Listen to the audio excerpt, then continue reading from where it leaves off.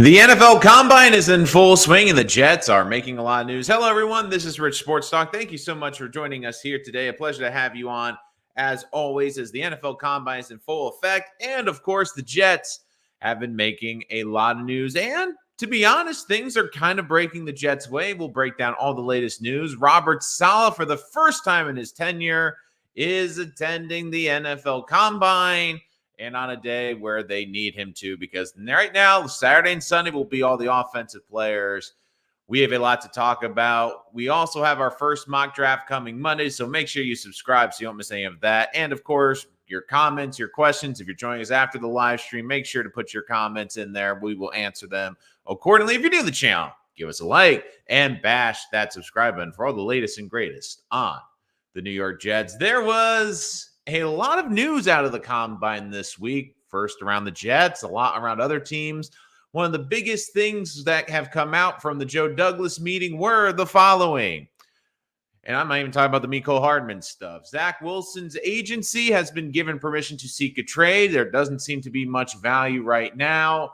The Jets have met with the top 3 quarterback prospects in this draft, which is a bit of a surprise. They will not use the franchise tag on Bryce Huff, but the good news is it does appear that those negotiations are going well. And according to reporters like Connor Hughes, the value for him, where I thought he could get northwards of $20 million, could be more into the middle between 12 to 15, which fits into the Jets price range. And a couple of big veterans have hit the market. And is the team in front of the Jets going to help them find their coveted prospect? There's so much to break down here today.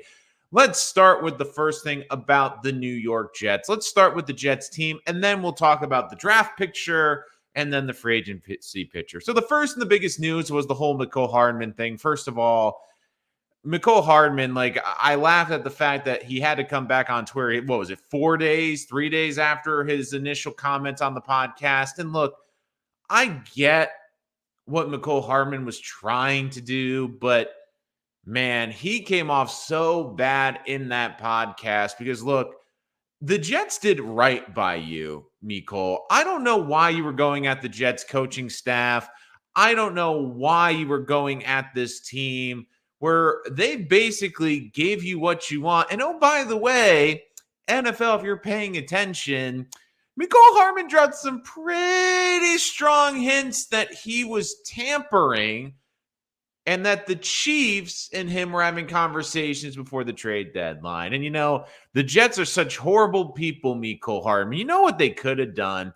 They could have given you the Allen Lazard treatment. They could have just made you inactive and sat you on the bench. And Mecole Hardman, what's it tell you that you were beat out by an undrafted free agent and you didn't want to go back into a game? And look, as much as this Jet coaching staff gives me grief, as much as I hate Nathaniel Hackett, I do give this coaching staff credit in the sense that they wanted Mecole Hardman to go into a game. He said no, and basically they buried him on the depth chart. But let's also talk about another key figure of the New York Jets, that's Zach Wilson. We have heard a lot of conversation. The biggest news is that Joe Douglas has given the Zach Wilson camp the opportunity to talk to other teams, which means this is over. So if you're a fan of Zach Wilson, if you think Zach Wilson had any slender hope of remaining in New York Jets, it's over. When a front office gives you and the client the permission to seek a trade, it is clear that it is over. It is done. And let's be honest, it realistically was over in year 2. When they sat him down, and you can disagree with how this whole Mike White situation was handled, but when Zach Wilson was benched, you knew Saleh didn't have faith in him. You knew the organization didn't have faith in it. And basically, the only reason that Zach Wilson was back this year was because they wanted to basically try a different approach. They were trying to salvage this pick. And I give Connor Hughes a lot of credit because Connor Hughes revealed a lot on the Jake Asman show this week about this Jet team. And look, say what you want about this Jet coaching staff. I know that they have their warts. I understand that they're not perfect. But if you were to say that they are not trying to get the most out of a player and trying to make it work, that's ridiculous, because you look at what he was saying. They tried the tough love with LaFleur. It didn't work. Zach did not take to tough coaching. Then they tried the opposite approach. They tried to build his confidence to the point where it was reported that the reason this team did not get a veteran quarterback, much to the chagrin of every Jet fan, including myself, as much as I came on here on a weekly basis, screaming for the Jets to trade for Jacoby Brissett, screaming for them to bring in Joe Flacco. In the big scheme picture, what the Jets did makes a little bit more sense now, is that they were trying to build the confidence of Zach Wilson. They didn't want to bring in a guy because they knew the second Zach threw a terrible pick, every Jet fan would be chanting in the crowd for whoever the backup was. The Jets did every single thing that they tried to make Zach Wilson work. And look, I hope the best for Zach, but it's clear that by the way this market is, that it doesn't seem like any teams are really interested in Zach. I think it's very telling because they've seen the tape, and that they've also seen the Jets have tried both the tough coaching and the easy coaching, and neither style really worked. So if you're a hard-ass coach and you want to bring in Zach Wilson, I'm not sure if it'll work. And the other thing that works against Zach Wilson is the fifth-year option. Does a team want to take that on? They're going to have to take on a huge cap number of at least $5.5 million for Zach Wilson. I think the best thing for the Jets to do is try to package him and move it up. Now, the Jets, if you look at their draft capital right now, they have 2 4th-round picks. They have no 5th-round pick, but they have a 6th and 2 and 3 7th. Could you maybe package Wilson in a 7 or 2 7s to get a really late 4th or 5th? Like, to me, it's going to have to be a pick swap. But that's the biggest news. It's clearly over with Zach Wilson, which leads to the next point. The Jets are the top 3 quarterbacks. Now, of course, when that came out, everyone's saying the Jets are interested in a quarterback. The Jets are going to want to trade up. I don't believe that. I think what the Jets are doing is their due diligence. I would not be shocked if they drafted a quarterback in this draft, but it would be on day 2, day 3 more likely to be a developmental quarterback. And I know a lot of Jet fans, that drives them nuts, but I think the Jets are doing their due diligence, because if by some miracle, let's play the hypothetical, which I really doubt, that Jaden Daniels is sitting there at pick 10, that they have done their homework. They know about the kid, and they just look and say, look, we're getting a top 5 quarterback here at pick 10. We can't turn it down. I highly doubt that's going to happen, because I really do believe you're going to 3 quarterbacks go in the top 5, maybe more. And that, to me, is a good thing, because it leads to my next point. The 2 biggest rumblings that help the Jets, I think, in this draft have come from the picks at 6 and the picks at 7. Those belonging, respectively, to the New York Giants at 6 and the Tennessee Titans at number 7. The Giants have come out and said that they are looking to draft a quarterback. I know, shocker. But now it looks like they could potentially move up. And one team I would really keep an eye on is the New England Patriots, because the Patriots currently have the 3rd pick. The Patriots, to me, are in a really interesting spot right now, because it's clear that they are going to go into a full rebuild. And the thing that I've been really looking at is, who is their coach? They went with Jerome Mayo, who's a defensive coordinator. Defensive coordinators tend to like veteran quarterbacks, or quarterbacks that don't make mistakes. And I just don't see them taking the 3rd best quarterback in this draft. Again, I could be wrong, and sitting him. I think what they want to do is build a better team, because they've already tried putting Mac Jones in this offense. They don't have enough weaponry and firepower to make a quarterback work. Now, could they maybe get someone and develop him? I think that that's the route they're going to go. I really believe that if you had to hold a gun to my head, the Patriots' strategy this entire offseason is going to be the following. The Patriots' draft strategy is to go out and try to sign a veteran quarterback, go out and get a young quarterback to sit behind them and learn and develop. But I also could see this team trying to get as many draft picks as possible. And the Giants, of course, have 2 2nd-round picks. If the Giants said, look, we'll give you our 1 this year, a 1 next year, a 2, and throw something else in there to jump up and grab the quarterback. Keep in mind, this reminds me a lot of the Jets trade when they traded up for Sam Darnold, when they moved up from 6 to 3. If you remember in that draft, they swapped the ones and gave 3 second-round picks. Now, if the Giants gave a future 1 and a second-rounder this year and maybe an extra third, I could see the Patriots pulling it off and moving back and still getting a good piece. And look, the biggest thing you want for the Jets at pick 10 is the following. You want a run on quarterbacks. You want to run on the wide receivers, because what that will do is push the tackles down the board. There's a chance, I don't really see it, that Joe Alt falls in this draft. I don't think it gets to 10, but could Olufashano from Penn State fall to 10? I do think it's possible. Could someone like Brock Bowers, who I will get to in a minute, fall to 10? It's absolutely possible. But that happens if the wide receivers and the quarterbacks have a run on. And look, I do think we could see maybe 4 quarterbacks even going in the top 10, because as soon as these quarterbacks start going off the board, you're going to get teams that are going to panic and say, we need to get our guy. Could a team basically try to jump the Jets and get a quarterback like Michael Penix? Could a team try to move up into 8 or 9 and get their quarterback? Could Atlanta try to move up and make sure they get a quarterback? There could be a lot of movement at the top. And then you heard about Tennessee. Forever, we thought Tennessee was going to just strictly pick alignment. But now they're saying if it comes equal and there's a great playmaker, we'll consider the playmaker. And the thing, too, is they don't really have playmakers. And now when you consider that Derrick Henry, the focal point of their offense, is gone, and they're trying to make Will Levis work, I understand that getting offensive tackle is important, but you also need skill position players. And with how deep this draft is, maybe Tennessee is considering taking an offensive lineman in round 2 and getting one of the top 3 playmakers at the wide receiving position in the top 10, which again would help the Jets, because that's really the one team outside the Jets in the top 10 that you felt was going to be taking an offensive line there as number 1 priority. Now, here's the thing. I could still see other teams taking offensive linemen. If it doesn't work out the way with the quarterback for the Giants, I can see the Giants taking an offensive lineman. I don't really see the Falcons taking an offensive line, but the Bears are a funny team at 9, because I could see them going so many directions. I pretty much think they're out on Brock Bowers because they already have a good young tight end, but could they draft a tackle? Could they get a pass rusher? The Bears, to me, are really the wild card at 9. But what that does, though, is it helps the Jets get that prize tackle.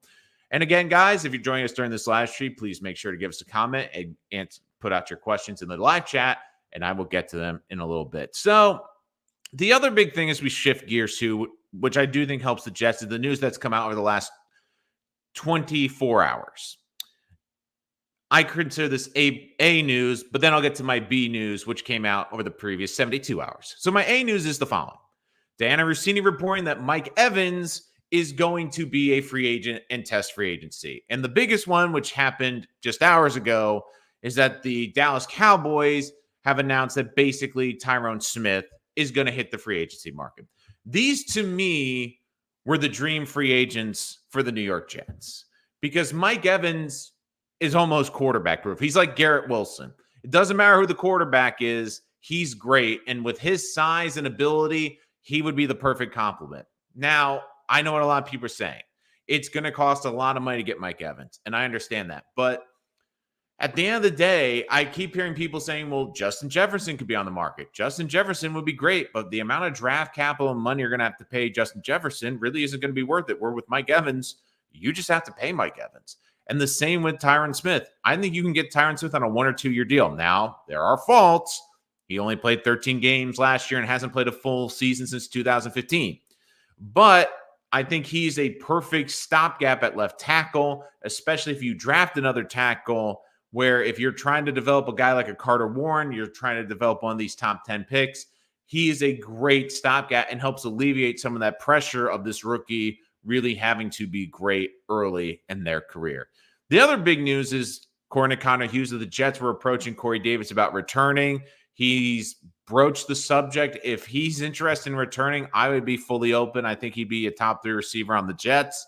I absolutely would love him. I think he was underrated and truly missed last year. And the other thing, too, is Marquise Valdes-Scantling was released this week as well, someone that's worked with Aaron Rodgers. And again, I understand wouldn't really be a great number 2, but would add to that wide receiving room if available. And if I'm the Jets, he would be one of my targets. And look, I really do believe this, because I see a lot of these mock drafts having the Jets taking a wide receiver in round 3.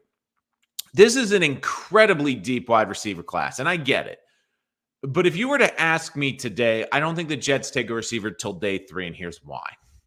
I think with what they found in the undrafted market with free agent wide receivers last year and how they were able to get some decent young players really late in the draft for wide receivers, I think they feel confident they can do that again. But the biggest thing is Aaron Rodgers doesn't want to learn on the fly with a young kid. He wants a veteran receiver. He wants guys that have been in the league. And you look at Evans, Marquise Valdez-Scantling, Corey Davis, maybe someone like an OBJ on a one-year deal. Like, he wants a veteran. I don't think he'd mind working with a rookie as like the 4th or 5th option, but for a top 3 option, he is definitely going to want a veteran receiver. And I just feel like the Jets, whether it's Calvin Ridley, whether it's Mike Evans, they're going to improve the wide receiver position in free agency. Now, I'm not saying that excludes them from taking a receiver in the draft. I still think they could sign a receiver, try to draft a developmental receiver, but maybe not someone that's going to make an instant impact. So for everyone saying, oh, the Jets have to draft a receiver, I just feel like the Jets in a perfect world are going to try to address it in the free agency. I think they are going to try to be aggressive in free agency. In a perfect free agency, they get Mike Evans, they get Smith. So they have the left tackle figured out. They have the wide receiver 2 figured out. So when they come into the draft, maybe they're not as desperate for a tackle at pick 10. Maybe they use pick 10 to move back. And now one of the interesting things that's come out of the combine is what seemingly is the Jets' interest in Brock Bowers. Now, if you've been following me on my channel, you know I love Brock Bowers, but just not to the Jets because I just don't trust Nathaniel Hackett and his offensive staff to get the most out of him. But I've been kind of curious too, because a lot of these rumors, when you put this out there into the universe, is it because the Jets really love Brock Bowers, or are they hoping to maybe increase his value? Like if he gets to 10, maybe allows them to trade back a couple spots. Maybe someone will jump them with the Bears at 9, take Bowers off the board, and then all of a sudden maybe they had their eye on one of the top 3 receivers. Maybe it means they get one of the top 2 tackles. I'm of the opinion if the top 2 tackles gone, the Jets should trade back a couple spots because you can get a guy like Guyton in the middle of this round. And look, I'm not saying they could recoup the full 2nd, but if they could drop back a couple picks and get another 3rd and then use one of the 2 thirds they would have then to trade back into round 2, I think they have to consider it because there's still a lot of holes on this team. And this is a really deep draft class. And just getting as many picks as possible, I think is going to be incredibly helpful for this team, not only offensively but defensively. Because we still have to remember, as bad as this offense is, as many holes on this offense that there are, this Jet team's still going to have to address the defense. They still need defensive tackle. I think they need a little bit more depth at the linebacker position. I want to see them get a little bit more athletic and younger. And the other thing, too, is maybe even safety as well. But there is a lot coming out about the combine. And the Bowers thing, too, is if the Jets take Bowers at 10, I won't hate it. I'm just going to be concerned about how they use him. But it all depends on how they address the offensive line for agency. If they, according to some of the Jets beat reporters, it's looking like they're going to put Elijah Vera-Tucker at right tackle. Personally, I hate that move in the sense that I think he'd be a better guard. But at the same time, I understand it because this is a really good guard free agency class. And if the Jets sign 2 guards and move AVT to right tackle, it makes it a lot easier.